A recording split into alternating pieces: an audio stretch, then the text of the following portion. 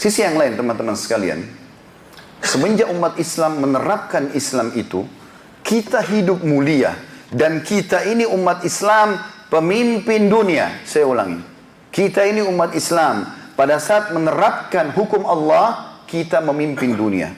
Demi Allah teman-teman, kita memimpin dunia lebih dari 1300 tahun lebih. Sekarang kita berada di tahun 1440 Hijriah. Berarti sudah 1440 tahun Nabi SAW hijrah ke Madinah. Kita bicara mulai awal tahun Nabi SAW hijrah ke Madinah, tahun 1 Hijriah. Kita kembali review dan kita akan hitung sampai tahun kita sekarang.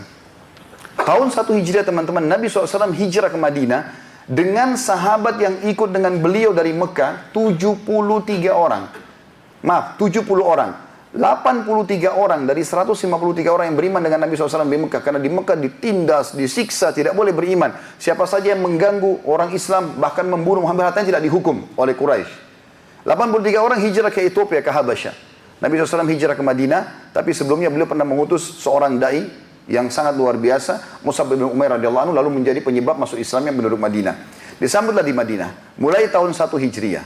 Selama 11 tahun Nabi SAW berkuasa di Madinah, dan beliau langsung membangun awal hijrah 3 pondasi negara Islam. Semua orang yang bangun perusahaan, instansi, kota, negara, harusnya melakukan ini. Yang pertama beliau membangun masjid. Dan jazakallah khair, pemilik building ini saya mengucapkan terima kasih karena membuat tempat sholat ini. Ini salah satu simbol Islam.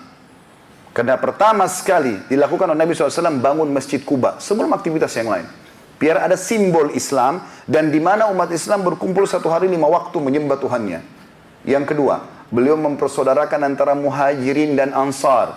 Pendatang sama penduduk lokal. Kalian sama-sama syahadat. Nggak ada lagi batas nih. Jangan saya orang Indonesia, kamu orang asing. Saya orang Melayu, kau orang Arab. Saya orang bule, kamu orang hitam dari Afrika. Nggak ada lagi. Semuanya sama dalam Islam.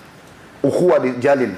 Bahkan Nabi SAW menyuruh agar saling berkorban satu sama yang lain. Sampai masyhur dalam ukhuwah ini, Sa'ad ibn Ubadah radhiyallahu anhu menawarkan kepada sahabatnya Abdurrahman ibn Auf. Sa'ad ibn Ubadah ada orang Madinah. Abdurrahman ibn Auf orang Mekah. Ditawarkan pada saat itu untuk menikahi salah satu istrinya sebagai bentuk ukhuwah. Dia mengatakan, wahai saudaraku Abdurrahman, aku memiliki 2 orang istri. Poligami dia. Maka kau lihat salah satunya sebagai bentuk perjalinan ukhuwahku ini, dan tidak ada rasisme di antara kita, maka lihat salah satunya, bukan lihat yang lebih tua. Mana yang kau suka, aku ceraikan setelah iddah kau nikahi. Dan aku orang terkaya di Madinah. Sa'ad ibn Ubadah anu punya setengah kebun Madinah, itu punya dia. Kaya raya. Saya akan bagi 2, setengah ambil. Tapi Abdurrahman juga lebih mulia daripada dia. Menjawab radhiyallahu anhum ajma'in, mengatakan semoga Allah berkahi keluargamu. Maksudnya jangan kau ceraikan, aku tidak akan nikah dengan istrimu, dan semoga Allah berkahi hartamu, aku tidak akan ambil. Tunjukkan untuk aku pasar. Lalu dia ke pasar, dia dagang sampai menjadi orang kaya. Tapi dibangunlah asas yang kedua, ukhuwah. Tidak lagi rasisme, semua muslim sama. Kemudian yang ketiga, mu'ahadah.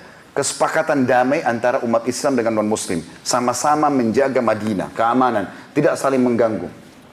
Konsep kita sebagai seorang muslim, la ikraha fid din. Tidak ada paksaan dalam menganut Islam. Kita tawarkan, mau silakan. Tidak mau ya sudah. Dan dalam Islam itu kita harus penggal kepala orang, datang paksain masuk Islam, tidak ada. La ikraha fid din kata Allah. Tidak ada paksaan dalam Islam. Kini produk kita Islam kita tawarkan. Dia mau silakan, tidak mau ya sudah. Seperti itulah. 11 tahun Nabi SAW membangun pemerintahan di atas asas Al-Quran dan Sunnah. Perlu teman-teman tahu ya, Madinah waktu itu sebuah kampung yang kecil. Tidak dilirik dari orang-orang di dunia ini. Kalau Anda petakan dunia ini kita bagi 2, maka setengahnya dikuasai oleh Romawi, negeri Syam, Eropa, dan seluruh Afrika.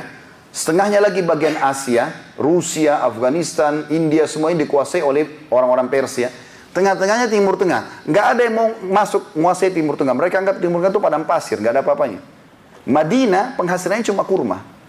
Nabi SAW waktu membangun negara pertama di Madinah. Tahu teman-teman sekalian, Nabi tidak pernah pergi ke 2 negara adik kuasa ini. Nggak pernah ke Persia, nggak pernah ke Romawi. Padahal mereka punya peradaban, punya militer, punya ekonomi. Nabi SAW bangun dari nol. Asasnya wahyu, Al-Quran dan Sunnah, hukum Allah. Selama 11 tahun Nabi SAW terapkan sampai di tahun 11 Hijriah beliau meninggal dunia, maka berdiri negara Islam yang terkuat pada saat itu. Karena pada saat itu seluruh Jazirah Arab sudah mulai tunduk di tangan Nabi SAW. Setelah itu datang Khulafaur Rasyidin, 4 khalifah yang masyhur. Abu Bakar As-Siddiq, Umar bin Khattab, Uthman bin Affan, Ali bin Abi Thalib, radhiyallahu anhum ajma'in. Masanya Abu Bakar berkuasa dari 11 sampai tahun 13 Hijriah. Beliau menyelesaikan seluruh fitnah internal. Karena setelah Nabi SAW meninggal, terjadilah orang-orang yang mengaku Nabi palsu seperti munculnya Musailam al-Kadzab, Al-Aswad al-Unsi, mengaku Nabi palsu karena mereka lihat Nabi SAW punya kekuatan karena mengaku dia di Nabi, maka mereka juga mau memalsukan diri mereka atau mengaku sebagai Nabi. Abu Bakar selesaikan fitnah itu, termasuk juga orang yang menolak membayar zakat. Selesailah fitnah internal. Siapapun yang memiliki kedudukan dan pemerintah atau memegang pemerintahan bagi seorang muslim, kalau ada fitnah internal, lihat kasusnya Abu Bakar. Selesai, clear. Yang kedua, masuk Khulafaur Rasyidin yang kedua Umar bin Khattab, berkuasa 10 tahun. Tahun 13 Hijriah sampai tahun 23 Hijriah. Di sini masa keemasan Islam. Setengah dunia tunduk di tangan kaum muslimin. Tahun 15 Hijriah, 2 tahun setelah Umar bin Khattab berkuasa. Anda bisa baca semua buku Islam menjelaskan masalah ini. Menerapkan Al-Quran dan Sunnah, tidak menggunakan peradaban, ekonomi, militer orang lain. Semua dibangun langsung di asasnya. Dalam Al-Quran atau di atas Al-Quran dan Sunnah. Umar bin Khattab tahun 15 mengutus pasukan menuju menaklukkan pada saat itu negeri Syam, utara Jazirah Arab. Palestina, Jordania, Lebanon dan Syria. Serta bagian Asianya Turki. Dipimpin oleh Khalid bin Walid dan Abu Ubaidah bin Jarrah dan Khalid bin Walid. Pergi ke sana, tahun 15. Takluklah negeri Syam. Dan Palestina, Masjid Aqsa kuncinya diserahkan kepada Umar bin Khattab.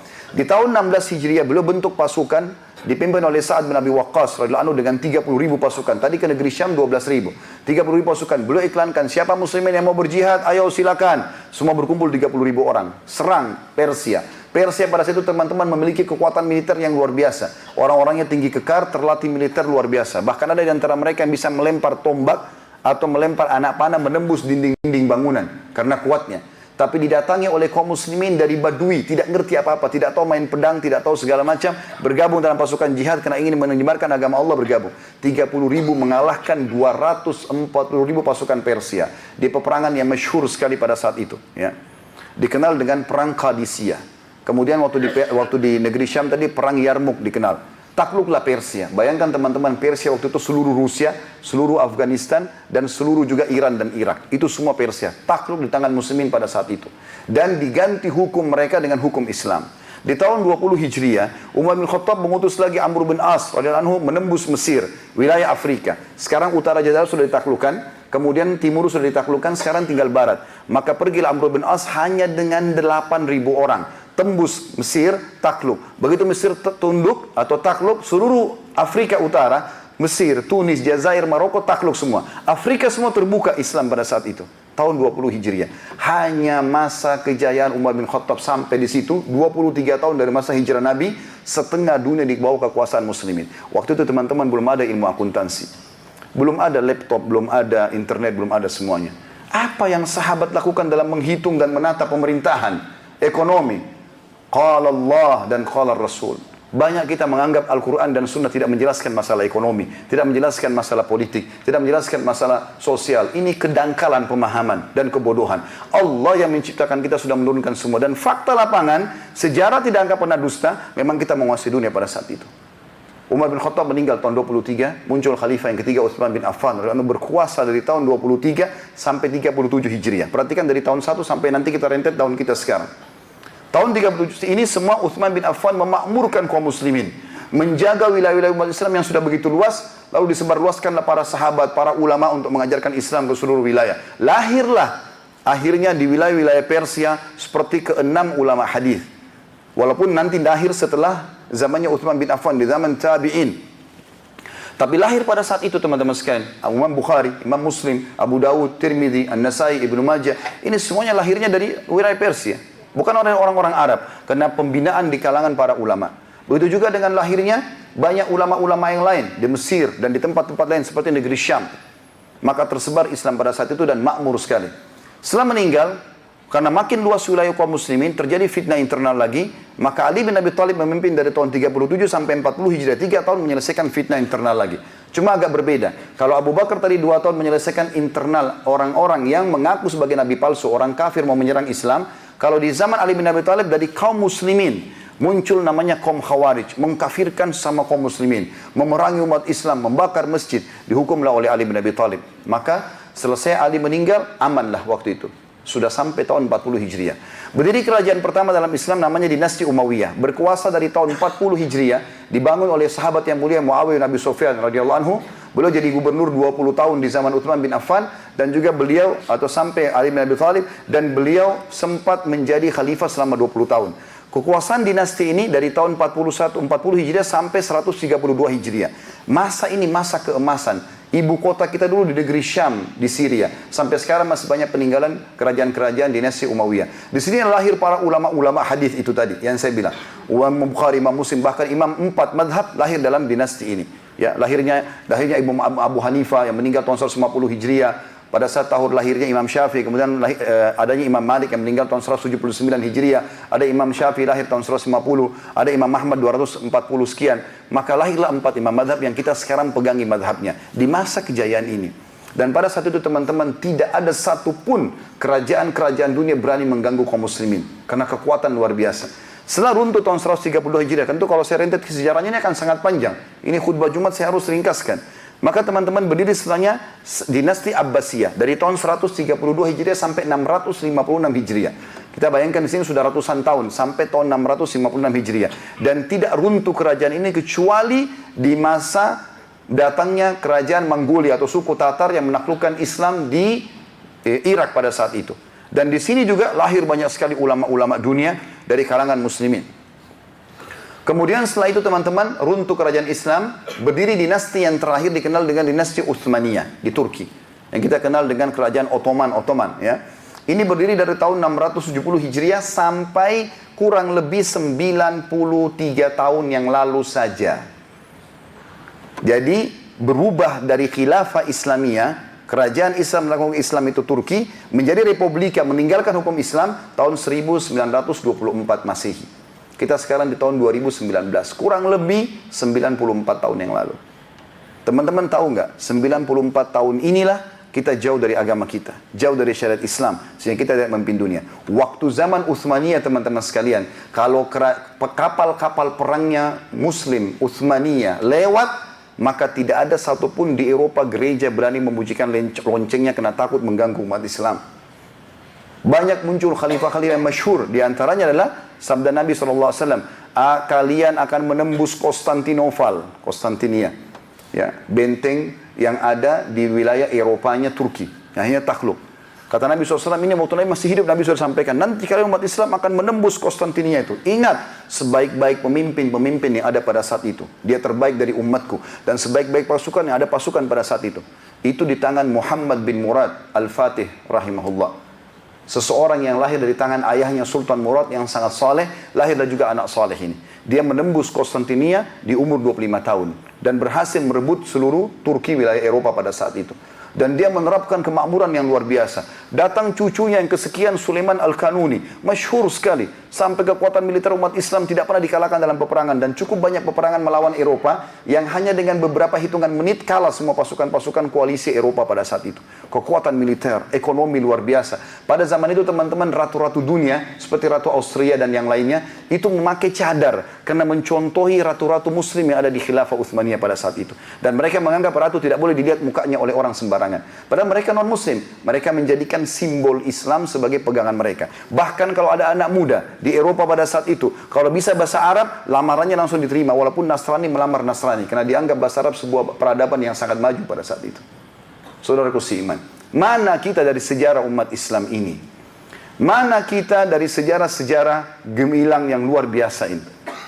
Ini baru sekedar poin-poin besarnya. Kalau saya rentet ini, setiap khalifah apa yang dia lakukan, maka kita akan terengah-engah melihat luar biasa.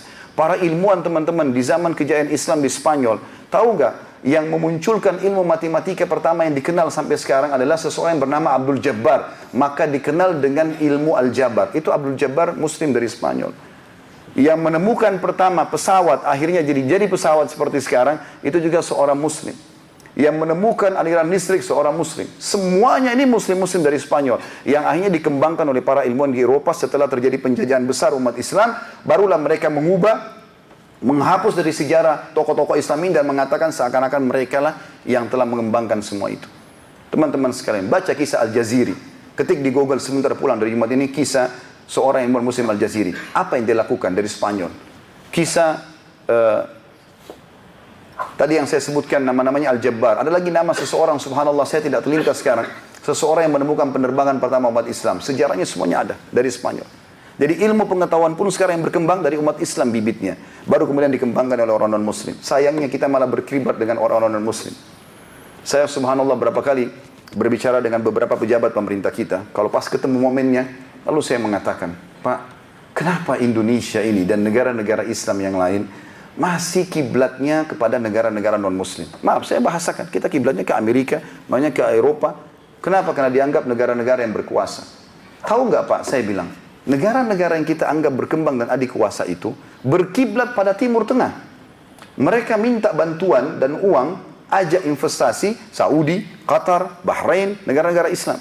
Kenapa kita Indonesia linknya ke sana dulu, baru ke sini? Akhirnya kita kena riba dan uang yang sistem mereka. Kenapa nggak langsung ke Timur Tengah? Mungkin satu negara Timur Tengah bisa melunasi semua utang Indonesia. Kenapa kita hilang kejayaan kita kembali kepada Islam? Larinya kepada orang non-muslim.